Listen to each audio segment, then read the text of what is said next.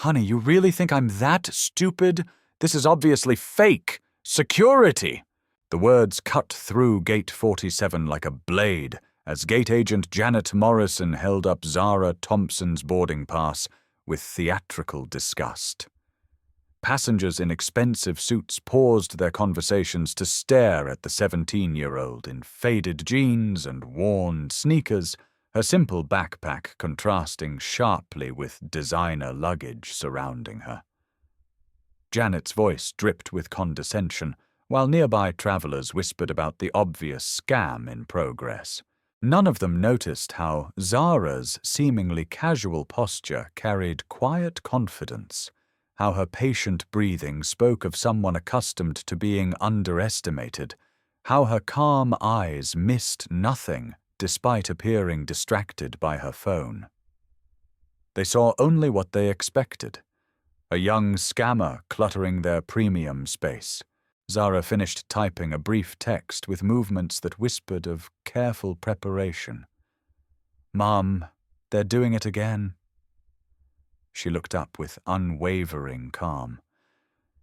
"Perhaps you should check your computer system before taking this any further, Ms. Morrison." The certainty in her voice should have made them reconsider. Janet's laugh erupts, sharp and dismissive, cutting through the tension like broken glass. "Oh, you understand my concern. Well, isn't that precious? Let me tell you what I understand, little girl. I've been doing this job for 15 years. 15 years!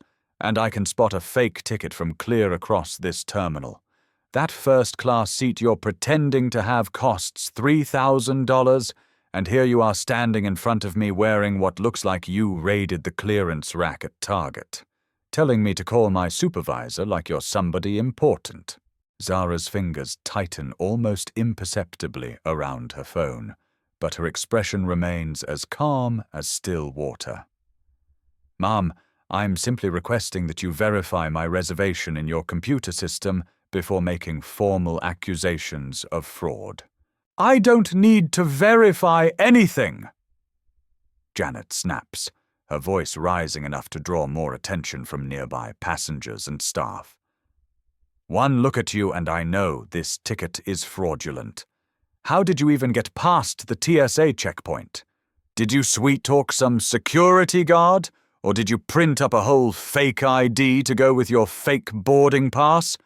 You kids think you're so clever with your computers and your little scams." The accusation hangs in the air like smoke, acrid and toxic. A businessman in a $1,000 suit pauses his own check-in process, discreetly pulling out his iPhone to record what's clearly becoming a confrontation. A family of 4 with matching designer luggage stares openly, the parents whispering urgent explanations to their confused children about what they're witnessing. An elderly woman shakes her head with disgust, though whether at Janet's behavior or Zara's presence isn't entirely clear. Zara straightens her shoulders but maintains her conversational tone. "Ms. Morrison, I purchased this ticket through legitimate channels using my own credit card. If you simply check your reservation system, you'll see that my booking is valid and paid in full. Save the innocent act for someone who'll buy it."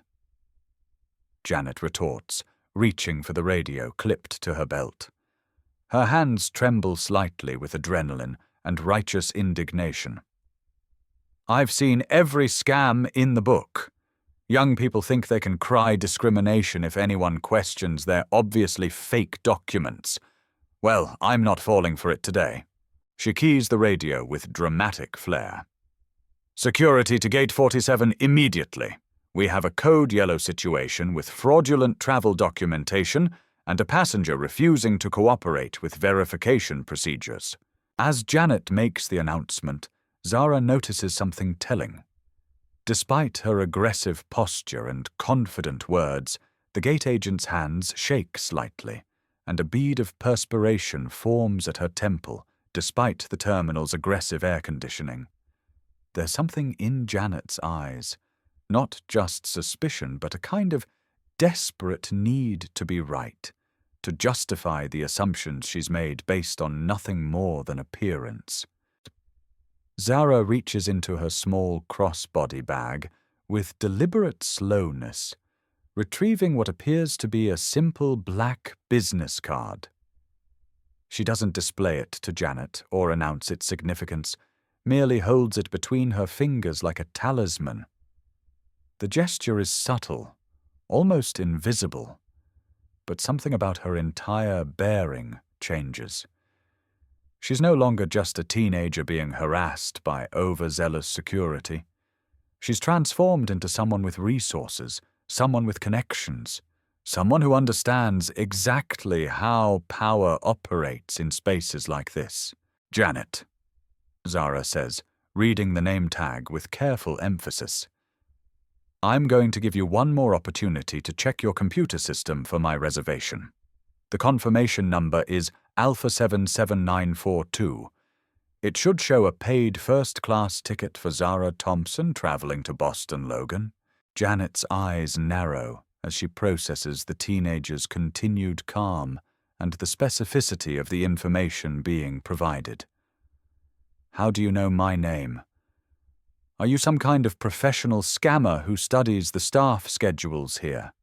Is this part of some elaborate con game where you research employees and try to intimidate them with personal information? The crowd around them has grown larger, drawn by the raised voices and the promise of confrontation. Someone in the growing audience starts a live stream on Instagram, and within minutes, hashtags begin emerging on social media platforms. Gate and entre-airport discrimination start gaining traction as the video spreads through networks of followers hungry for content and controversy. Zara pulls out a second phone, this one clearly more expensive than the first, with a sleek black protective case that catches and reflects the terminal's harsh lighting. The device looks like it costs more than many people's monthly rent, a detail that doesn't escape the notice of observers or their recording devices. She dials a number from memory and waits with the patience of someone accustomed to having their calls answered immediately. When someone picks up, Zara's voice takes on a different quality, more authoritative, more assured, carrying the weight of familiarity with power structures and corporate hierarchies. Hi, Mum. Yes, I'm at Gate 47 at O'Hare. It's happening again. She pauses, listening to the voice on the other end while maintaining steady eye contact with Janet. No, she's refusing to check the computer system. She's called security and made formal accusations of fraud and document forgery. Another pause, longer this time. I think you might need to make some calls to operations management. Janet watches this exchange with growing unease, her confident smirk wavering as she processes the teenager's demeanor and word choice. Something about Zara's bearing has shifted fundamentally. The uncertain girl who approached the counter has been replaced by someone who carries herself with the quiet authority of inherited power and institutional knowledge. Mark Chen, the gate supervisor, arrives at a brisk walk, his radio crackling with overlapping chatter from security and operations. He's a thin man in his mid-30s with kind eyes behind wire-rimmed glasses and the professionally concerned expression of someone who's dealt with escalating situations before, but hopes to avoid them whenever possible. Janet, what's the situation here? He asks, though his gaze keeps shifting between the growing crowd of recording passengers and Zara's unnaturally composed presence. Fraudulent first-class ticket, Janet explains with renewed confidence, as if the supervisor's arrival validates her position. Obviously fake documentation.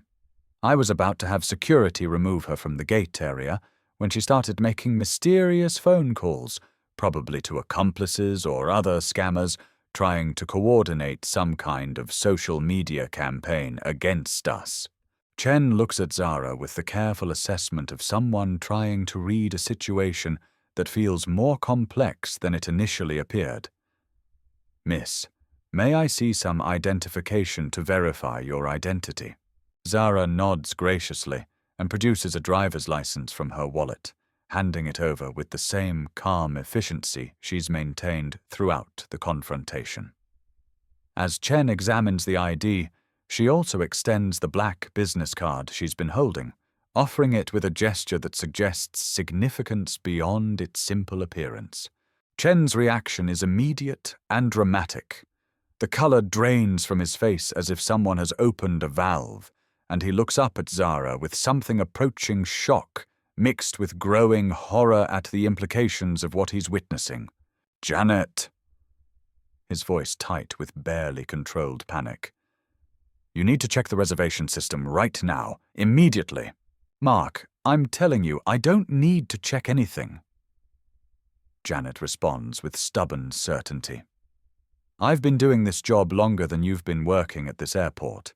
I know a fake ticket when I see one, and I know when someone's trying to run a scam on the airline. This girl is not flying first class today, tomorrow, or any other day if I have anything to say about it." Zara's phone buzzes with an incoming text message. She glances at the screen and allows herself the smallest of smiles. Not triumphant, but satisfied in the way of someone whose carefully laid plans are proceeding exactly as anticipated. "Mr. Chen," she says with the same calm authority, "I believe you're about to receive a priority call from operations management. You might want to prepare yourself to take it." As if summoned by prophecy, Chen's radio crackles to life with a different voice. More authoritative, more urgent, carrying the weight of corporate hierarchy and potential crisis management. "Supervisor Chen to Operations Control immediately. Priority 1. Repeat, Priority 1 communication required." The blood that had returned to Chen's face drains away again like water through a broken dam. Priority 1 calls are reserved for genuine emergencies, security threats involving federal agencies, or situations involving VIPs whose complaints could trigger congressional investigations, regulatory reviews, and career-ending corporate restructuring. Zara watches the realization dawn in Chen's eyes with something that might be sympathy for his position. He's beginning to understand that he's dealing with someone far above his operational pay grade, someone whose complaint could result in investigations that reach executive suites and boardrooms, someone whose displeasure could cascade through corporate structures like dominoes, falling in carefully planned sequences. "Janet," he says with quiet desperation, "I'm going to ask you one final time. Please check the reservation system for passenger Zara Thompson, confirmation code Alpha 77942. The emphasis he places on Zara's full name carries weight that isn't lost on anyone present. Several passengers exchange meaningful glances as they recognize that something significant is happening beyond a simple ticketing dispute.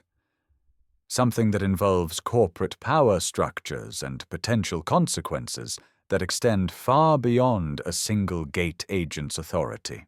But Janet remains oblivious to the undercurrents swirling around her, locked into her position by pride, prejudice, and the inability to admit error in front of an audience recording her every word and gesture. Janet's face hardens with the stubborn defiance of someone who has chosen a hill to die on and refuses to retreat, even as the ground crumbles beneath her feet. "I don't care what operations says, I don't care what management thinks, and I don't care how many mysterious phone calls this little scammer makes. I will not be intimidated by some teenager trying to defraud this airline with fake documents and emotional manipulation." She turns to address the growing crowd of passengers, many of whom continue recording with phones held high like digital torches.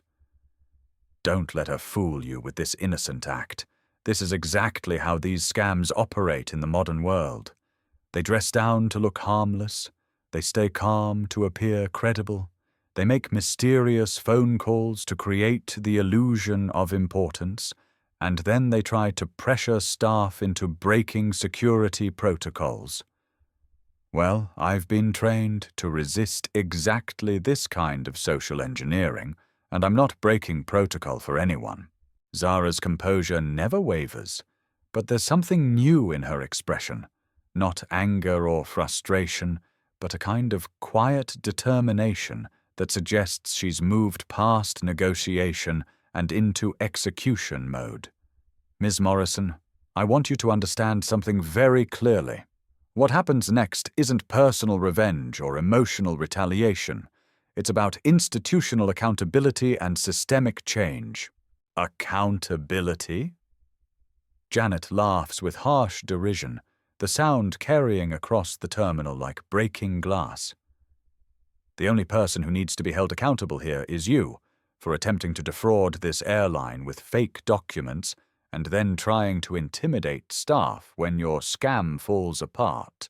Security should be here any minute to escort you out of this terminal in handcuffs. Chen's radio bursts to life again, this time with a different voice. More senior, more urgent, carrying the unmistakable authority of executive management in crisis mode. All units, we have a code blue at gate 47. Repeat, code blue at gate 47.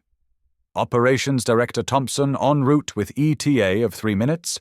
Clear all non-essential personnel from the immediate area and prepare for executive-level incident review. The announcement sends a visible shock through Chen's nervous system. Code Blue isn't terminology the general public understands, but airline staff recognize its significance immediately. It means a situation involving someone with the institutional power to shut down operations, someone whose complaint can trigger federal investigations and regulatory reviews, someone whose displeasure can result in congressional hearings and careers ending in boardrooms far from the airport floor. Zara notices Chen's reaction and speaks quietly, her voice just loud enough for him to hear above the terminal noise. Mr. Chen, when Director Thompson arrives, you might want to have the security footage from the past 30 minutes queued up and ready for immediate review. You'll also want to prepare incident reports and witness statements. How do you know about Director Thompson? Chen whispers, his voice barely audible above the constant din of airport operations. How do you know about Code Blue protocols? Before Zara can respond, Janet steps forward aggressively, her professional demeanor completely abandoned in favor of righteous indignation. Enough of this elaborate performance. I don't know what kind of sophisticated con game you're running, but it ends right here, right now. You're not getting on this airplane with fraudulent documentation, and you're not going to intimidate me or my colleagues with your name-dropping and your mysterious corporate connections. She reaches toward Zara's boarding pass with the clear intention of confiscating or destroying it. This conversation is over. You're banned from this gate, you're banned from this airline, and I'm having you arrested for attempted fraud, forgery, and threatening airline security. Zara steps back smoothly, keeping the boarding pass safely out of Janet's reach while maintaining her composed demeanor. Ms. Morrison, I strongly advise you to reconsider this course of action. You still have the opportunity to simply check your computer system and verify my reservation. It would take less than 30 seconds. I'm not checking anything! Janet shouts, her voice carrying across the terminal and drawing attention from passengers at neighboring gates. You want to know what I really think? I think you found this ticket somewhere. Maybe you stole it from someone's purse or picked it up from a lost and found, and you figured you'd try to use it because you know that if anyone questions a young black girl, she can just cry discrimination and make everyone feel guilty for following proper security procedures. Well, I'm not falling for that manipulation tactic. The words hang in the air like a toxic cloud, visible almost in their ugliness. Several passengers gasp audibly, the sound of sharp inhalation rippling through the crowd like wind through wheat. The live streams capture every syllable, and the comment sections explode with outrage, analysis, and calls for justice. The hashtags trending on social media multiply exponentially. Racist gate agent, airport discrimination, and half justice for Zara climb the trending charts as the video spreads across platforms with viral velocity. Zara's expression doesn't change externally, but something fundamental shifts in her posture and presence. She's no longer the patient teenager trying to avoid unnecessary confrontation. She's transformed into someone who has just watched a line be crossed that cannot be uncrossed, a boundary violated that demands institutional response. "I see," Zara says with perfect clarity. "Thank you for clarifying your actual position, Ms. Morrison. You've made the underlying issues much clearer than I could have through explanation alone. That level of honesty makes what happens next much simpler to justify." She dials a number on her expensive phone with deliberate precision and waits. When the call connects, her voice carries an authority that seems impossible for someone her age. The tone of someone accustomed to being heard, respected, and obeyed by people in positions of corporate power. "Hello, this is Zara Thompson. I need to speak with the director immediately regarding a code blue situation at Gate 47. She pauses, listening. "Yes, I'll hold, but please inform her that the situation has escalated to include explicit discriminatory statements that are being recorded by multiple witnesses." Janet scoffs with theatrical derision. "Still playing pretend.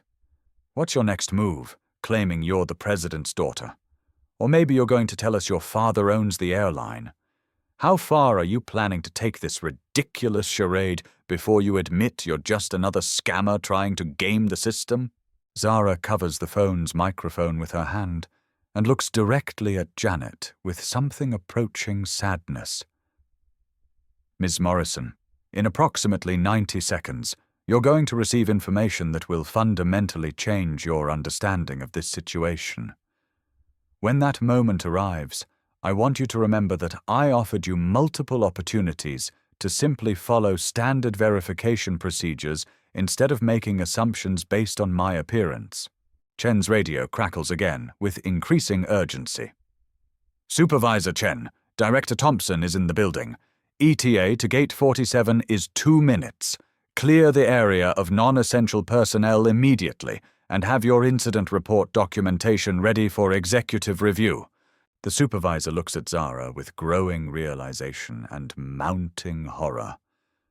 "Miss Thompson, are you related to Director—" Zara holds up a finger politely, indicating that her call has connected. "Hi, Mom. Yes, I'm still at Gate 47.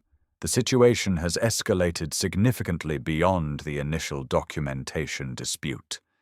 Ms. Morrison has made explicit statements about her reasoning that I think you'll want to review personally and immediately." The word "Mom" causes Chen to stumble backwards slightly, as if struck by an invisible force. Janet, however, remains completely oblivious to the significance, locked into her confrontational stance by pride and prejudice. More theatrical phone calls.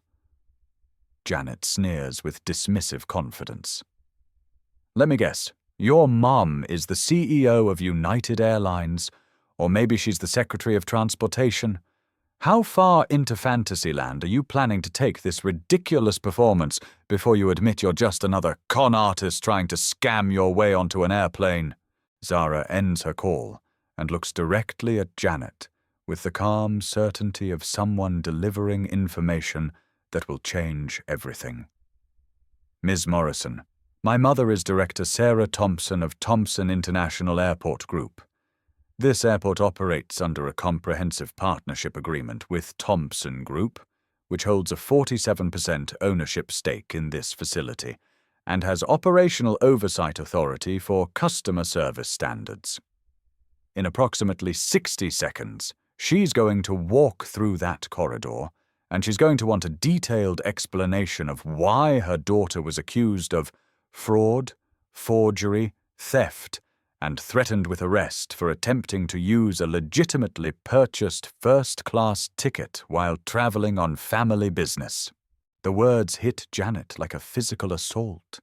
Her face cycles through a rapid sequence of colors, white with shock, red with embarrassment, then white again with growing terror as the implications cascade through her consciousness like falling dominoes. That's impossible, she stammers, her voice cracking with desperation. You're lying! You have to be lying! Rich people don't dress like... Their kids don't look like... She gestures helplessly at Zara's simple clothing, unable to complete thoughts that reveal the depth of her prejudicial assumptions. Chen steps forward with obvious desperation. Ms. Morrison, I am ordering you as your direct supervisor to check the reservation system immediately. Do it right now. But Janet seems frozen in a kind of psychological paralysis, unable to process information that contradicts the worldview that led her to this moment. No, this is still part of the elaborate scam. Wealthy families don't have children who travel alone wearing Target clearance clothes. This is just a more sophisticated version of the same con game. Zara's phone buzzes with another text message. She glances at the screen and nods with satisfaction. She's here. The click of expensive heels on marble floors cuts through the terminal noise like a knife through fabric, sharp and purposeful and unmistakably approaching. The sound of authority approaches Gate 47 with measured precision, expensive heels clicking against polished marble in a rhythm that speaks of boardrooms, corporate negotiations, and decisions that affect thousands of employees across multiple time zones. Conversations throughout the terminal area quiet instinctively as travelers recognize the approach of someone important, someone whose presence shifts the very atmosphere of the space. Director Zara Thompson emerges from the corridor like a force of nature contained in an impeccably tailored charcoal suit that probably costs more than most people's monthly salary. She's 52 years old with silver-streaked hair pulled into a perfect chignon that hasn't moved despite her brisk walk through the terminal.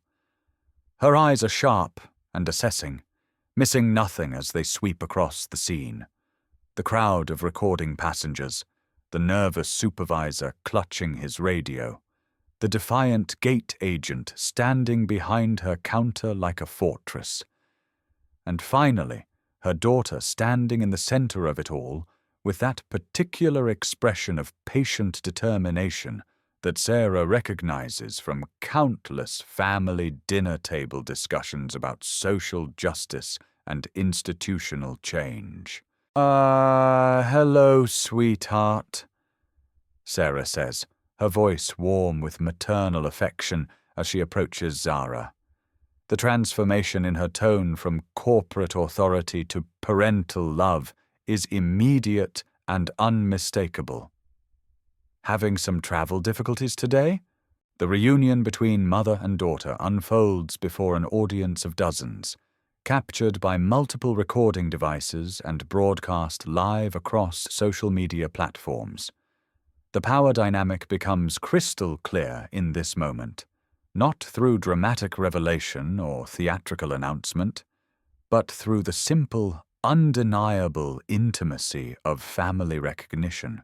Janet stares in complete shock, her mouth opening and closing wordlessly as her brain struggles to process information that contradicts everything she believed about the situation. Director Thompson? But you can't be... This isn't possible. This can't be happening. Zara turns her attention to the gate agent with the kind of smile that never reaches the eyes. The expression of someone who has spent decades in corporate environments where pleasantries mask calculations and consequences. Ms. Morrison, I presume. I understand you've been having some concerns about my daughter's travel documentation and her right to occupy premium seating. The words are delivered with perfect professional courtesy, but they carry the weight of an executioner announcing sentence. Janet's face cycles through expressions of disbelief, horror, and growing recognition of the catastrophic nature of her situation. Chen steps forward with obvious desperation, sweat beading on his forehead, despite the terminal's aggressive air conditioning. Director Thompson, there appears to have been a significant misunderstanding. I asked Ms. Morrison multiple times to verify the reservation in our computer system, but she expressed confidence in her visual assessment of the documentation. Visual assessment. Sarah repeats slowly, as if examining each syllable for meaning. I see. And what exactly did this visual assessment reveal, Ms. Morrison? What specific security features or documentation flaws did your trained eye detect? Janet's voice emerges as barely a whisper, cracked and uncertain. I thought the ticket looked... The situation seemed fake. Zara supplies helpfully, her voice carrying across the terminal with perfect clarity. Ms. Morrison was quite certain that my first-class ticket was fraudulent. She also mentioned that she could determine by looking at me that I couldn't afford a $3,000 seat. She was very confident in her assessment. Zara's expression doesn't change outwardly, but the temperature around Gate 47 seems to drop several degrees as the implications of discriminatory profiling hang in the air like icicles. By looking at you, I see. And what exactly did she observe when she looked at you, sweetheart? The question hangs in the terminal air with devastating implications that everyone present understands. The live streams capture this moment when systemic prejudice meets institutional power, when assumptions based on appearance collide with corporate authority and parental protection. Zara's voice remained steady and factual. She saw a young black girl in casual clothes and concluded that this was incompatible with first-class travel. When I requested that she verify my reservation through the computer system, she refused. When Mr. Chen requested that she check the system, she refused again. She was quite explicit that no verification was necessary because, in her words, the evidence was obvious based on my appearance. Janet finds her voice, though it shakes with barely controlled panic. Director Thompson, I sincerely apologize. I had absolutely no idea she was your daughter. If I had known who she was... If you had known, Sarah interrupts with surgical precision, then you would have treated her differently based on her family connections rather than her humanity. But the fundamental question, Ms. Morrison, is why my daughter's identity or family background should matter more than basic customer service standards and professional verification procedures. She presented what appeared to be valid documentation and made a reasonable request for system verification. Your response was to accuse her of multiple felonies and call security. The crowd has grown substantially, drawn by the unfolding drama and the obvious presence of someone with serious corporate authority. Airport security personnel hover at the edges of the scene, unsure whether to intervene or simply document the incident for later review. Other airline employees watch from safe distances, understanding that they're witnessing a career execution that will be discussed in break rooms and training sessions for years to come. Sarah continues, her voice carrying the authority of someone who has spent decades navigating boardrooms, congressional hearings, and media crises. Zara is 17 years old. She's traveling to Boston for a scholarship recognition ceremony at MIT, where she'll be honored for her achievements in aerospace engineering and receive acknowledgement for earning a full academic scholarship through her own merit. She flies first class not because of family wealth, but because security protocols for executive family members require enhanced travel arrangements. Janet's legs seem to give out slightly, and she grabs the counter for support as the full scope of her error becomes clear. I'm so sorry. I'm so incredibly, deeply sorry. I made a terrible mistake. I misjudged the situation completely. You made a choice. Zara corrects quietly, her voice carrying across the terminal with devastating accuracy. Multiple people provided you with opportunities to verify information rather than rely on visual assumptions. You chose to refuse those opportunities because you trusted your prejudicial assessment over actual data and standard procedures.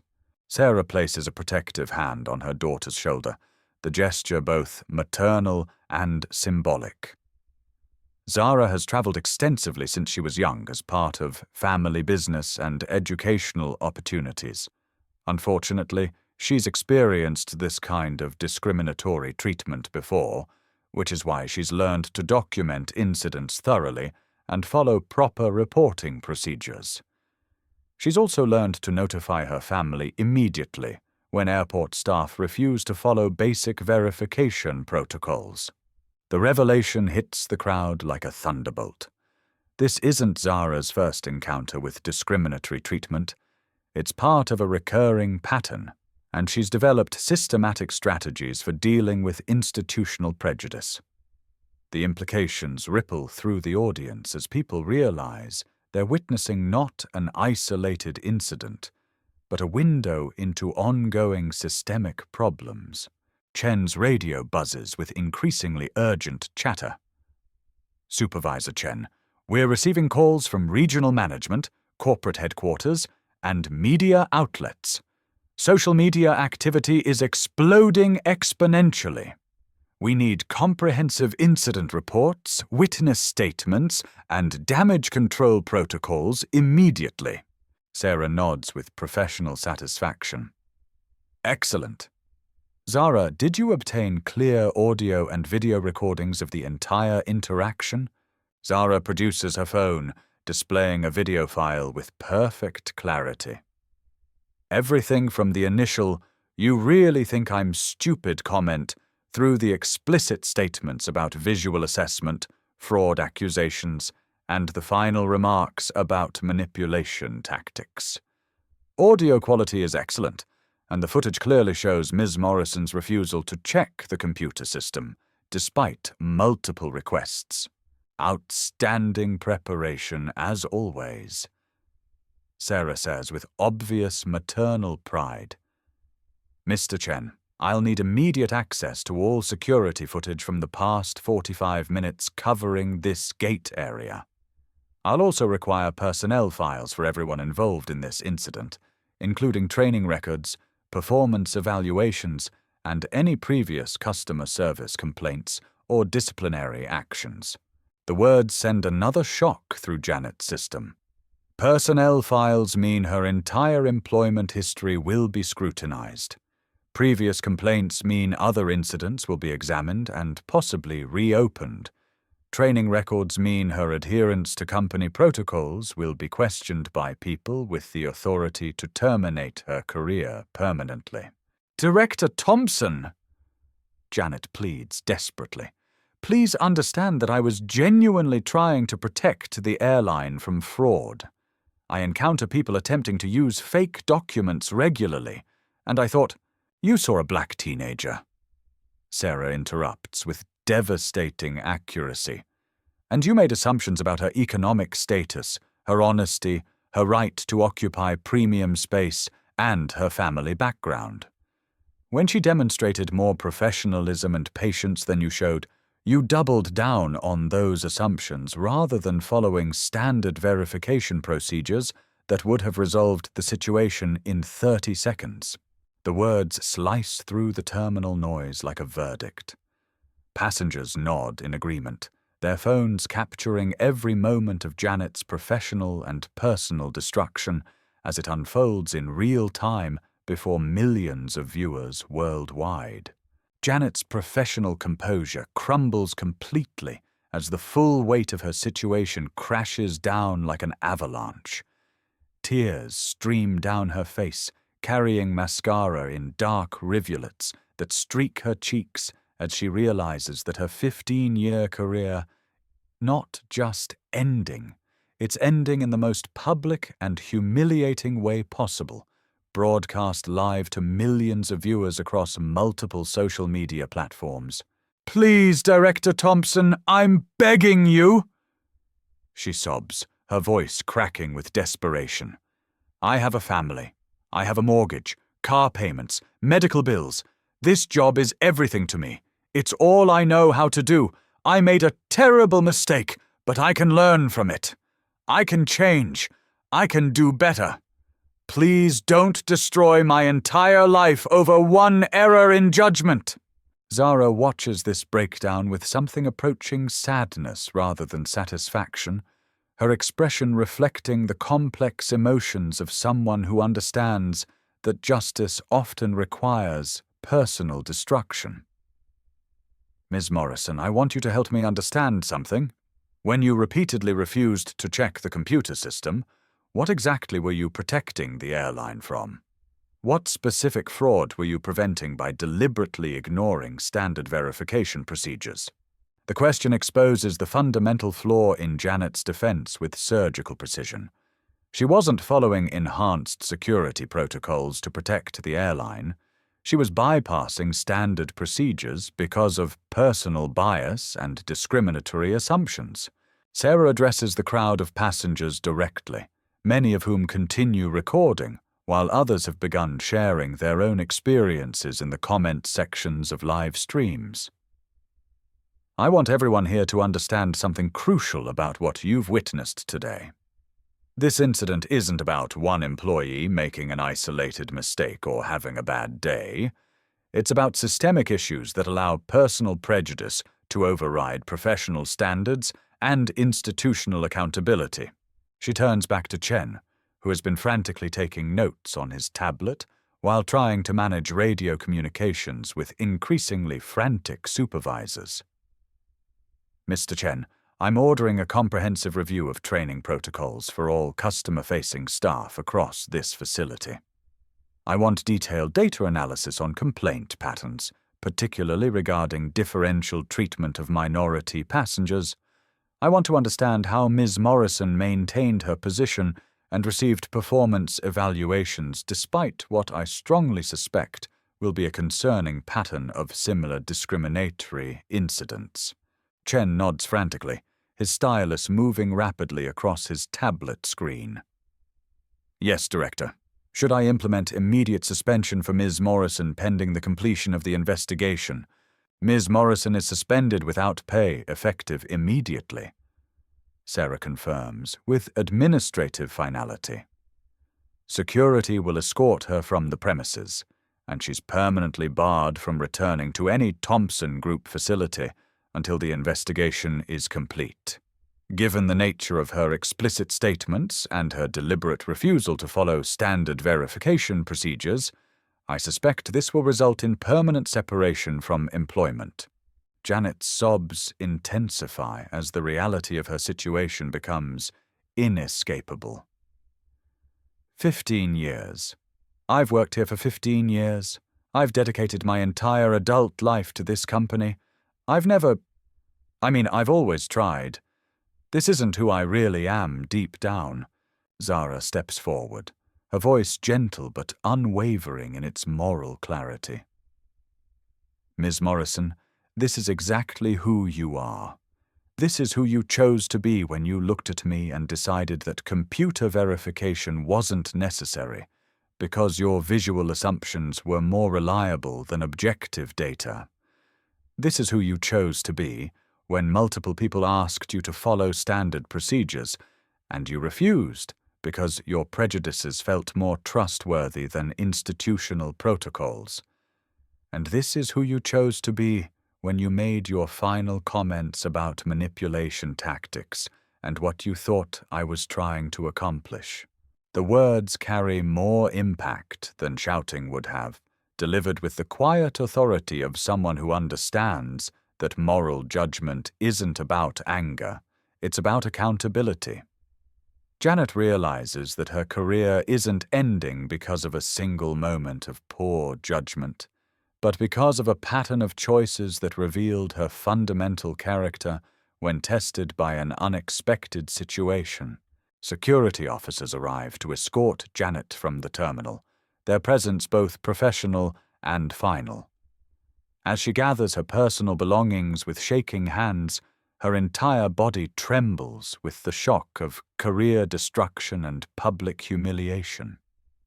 Other airline employees watch from careful distances, understanding that they're witnessing an execution that will be remembered, discussed, and used as a training example for years to come. Sarah addresses the remaining crowd with the authority of someone accustomed to managing crisis communications and institutional change. The Thompson Group takes discrimination seriously, whether it occurs in our airports, our partner airlines, or any facility under our operational oversight. What happened here today was completely unacceptable, and it will result in systematic policy changes designed to prevent similar incidents from occurring in the future.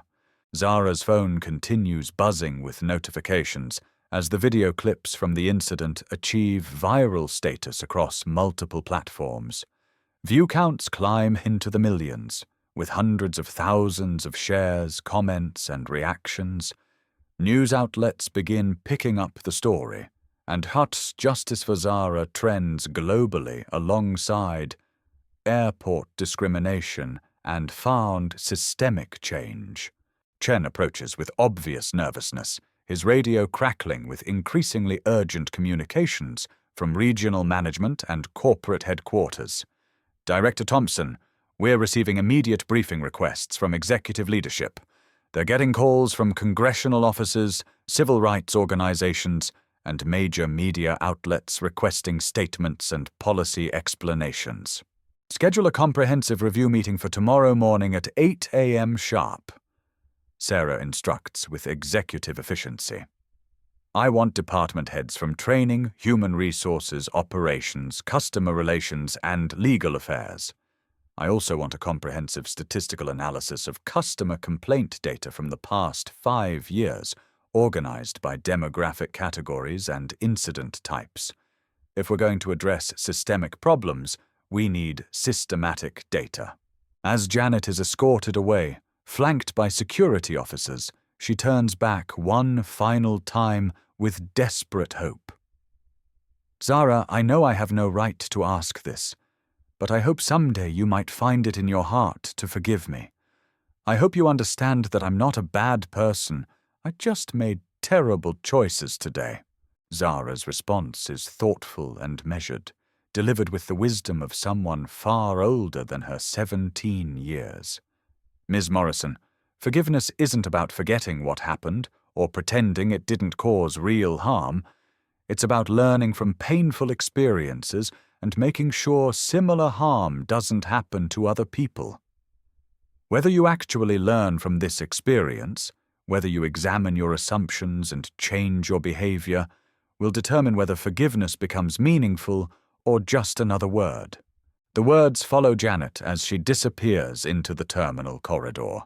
Her 15-year career reduced to a cautionary tale about the cost of prejudice in positions of institutional authority.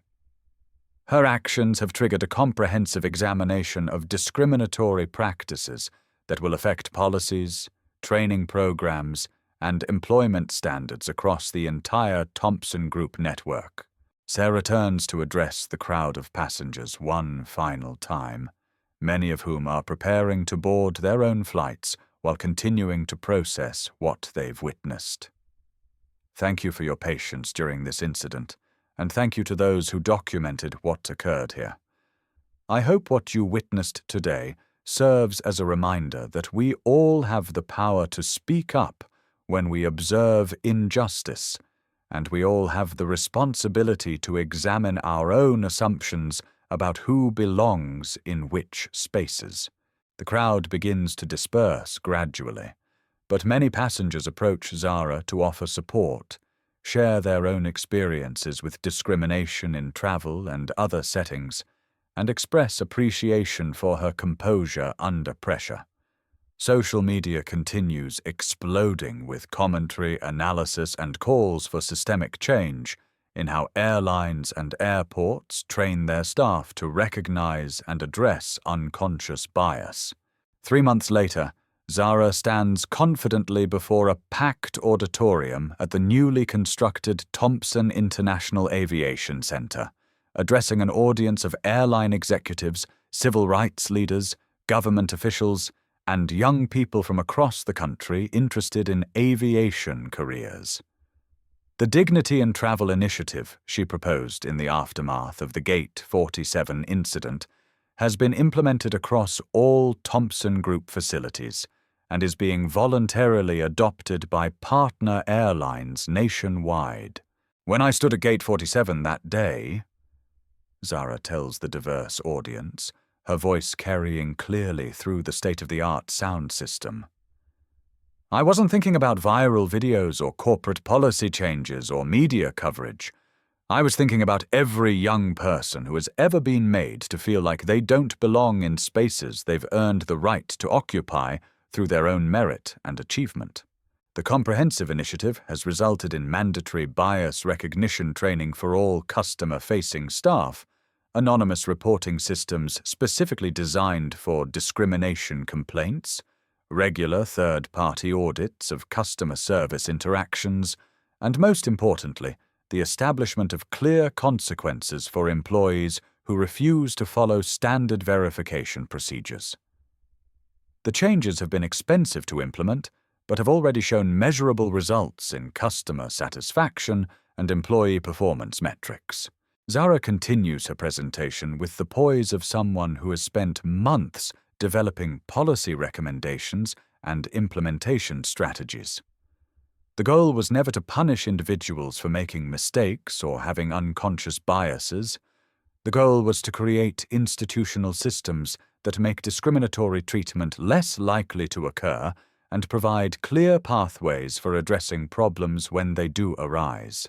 In the audience, Mark Chen, now promoted to Regional Operations Manager after successfully implementing the new training protocols, takes detailed notes on Zara's latest recommendations for expanding the program to include vendor relationships and contractor agreements. Janet Morrison is not present. Her employment was terminated after the investigation revealed a documented pattern of discriminatory behavior toward minority passengers spanning several years, including multiple complaints that had been inadequately addressed by previous management structures. The financial impact of the systematic changes has been significant, but overwhelmingly positive from a business perspective. Customer satisfaction ratings have improved dramatically across all demographic categories, and the Thompson Group has experienced increased brand loyalty from travelers who appreciate the company's public commitment to inclusive service standards. The initiative has also attracted positive media attention and corporate partnerships that have more than offset the implementation costs, while positioning Thompson Group as an industry leader in addressing systemic discrimination. Zara announces the establishment of comprehensive diversity scholarships for young people interested in aviation careers, funded through a foundation she created with her mother's support and contributions from partner organizations. We're not just changing policies and training programs, she explains to the engaged audience.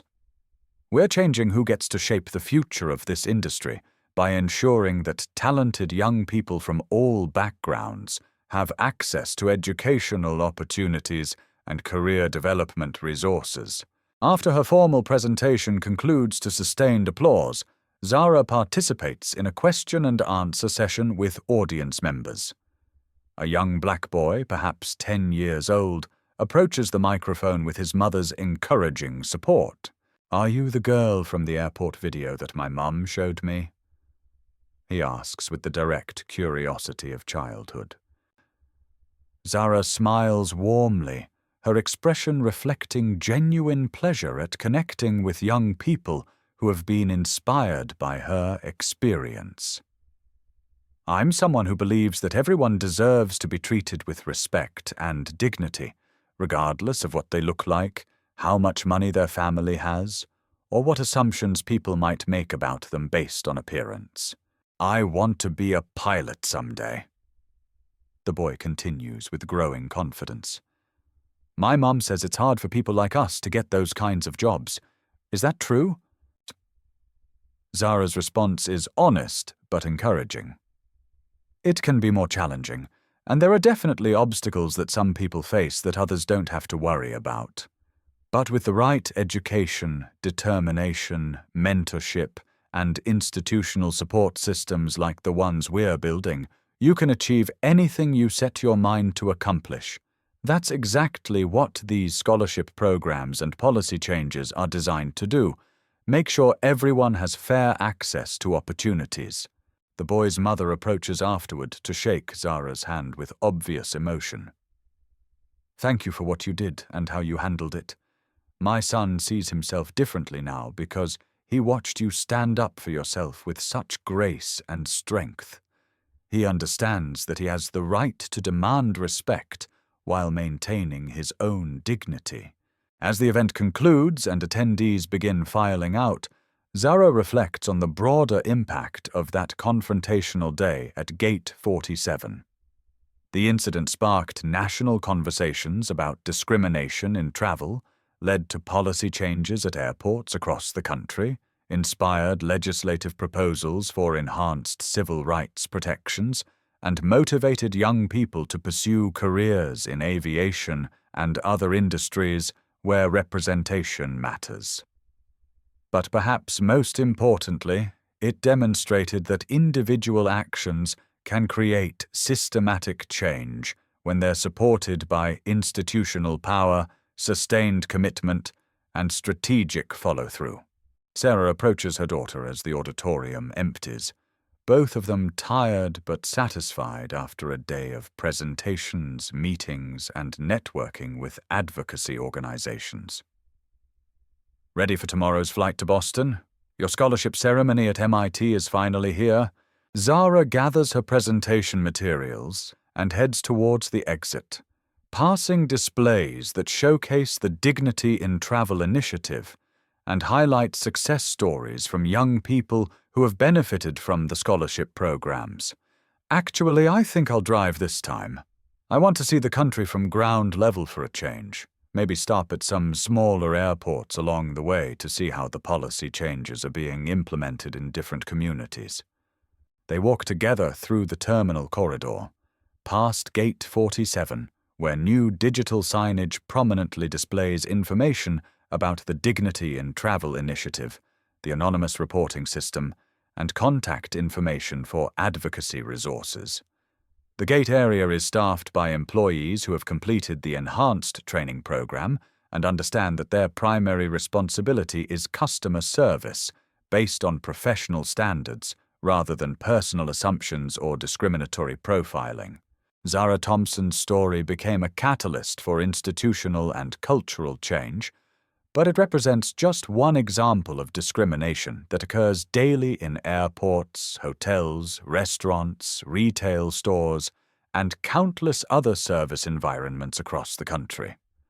Every day, people face prejudicial treatment based on appearance, age, race, perceived economic status, or other characteristics that have nothing to do with their right to equal service and basic human dignity.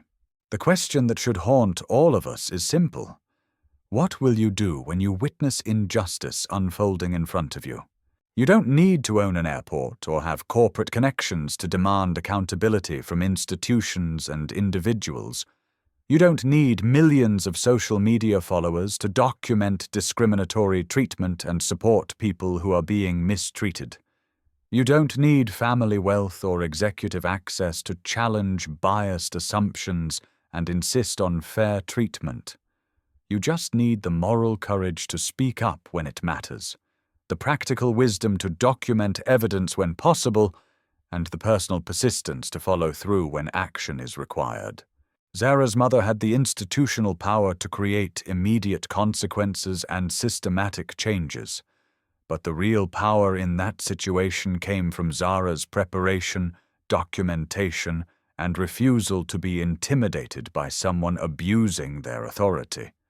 She understood her rights, she knew how systems operate, and she had the confidence to navigate a confrontational situation strategically rather than emotionally. The Young Voices Aviation Council continues to meet monthly, reviewing policies and making recommendations for improving customer service standards across the industry. The Dignity in Travel initiative has been adopted by over 300 airports and airlines worldwide, creating a network of institutions committed to addressing discriminatory practices through training, accountability, and systematic change. The anonymous reporting system processes thousands of complaints annually, leading to corrective action, policy improvements, and, in some cases, employment termination for staff who refuse to abandon discriminatory practices. But the most important legacy of that confrontational day at Gate 47 isn't corporate policy or institutional change. It's the fundamental reminder that every person has the inherent right to be treated with dignity and respect, regardless of what they look like, how others perceive their social status, or what assumptions people make about where they belong. The next time you find yourself in an airport, hotel lobby, restaurant, or any service environment, remember Zara's calm determination when faced with institutional prejudice. Remember that discrimination thrives in silence and withers under scrutiny. Remember that your voice, your documentation, your willingness to support others, and your insistence on fair treatment can create changes that extend far beyond a single incident or individual interaction. Zara Thompson is now studying aerospace engineering at MIT, working toward her goal of designing more efficient and environmentally sustainable aircraft systems. But she's also working toward a future where young people never have to experience what she experienced at Gate 47, where assumptions based on appearance don't override professional standards, where institutional power serves justice rather than prejudice, and where every person can travel through the world with confidence that they'll be treated according to their humanity rather than others' biases. The question remains, what are you working toward?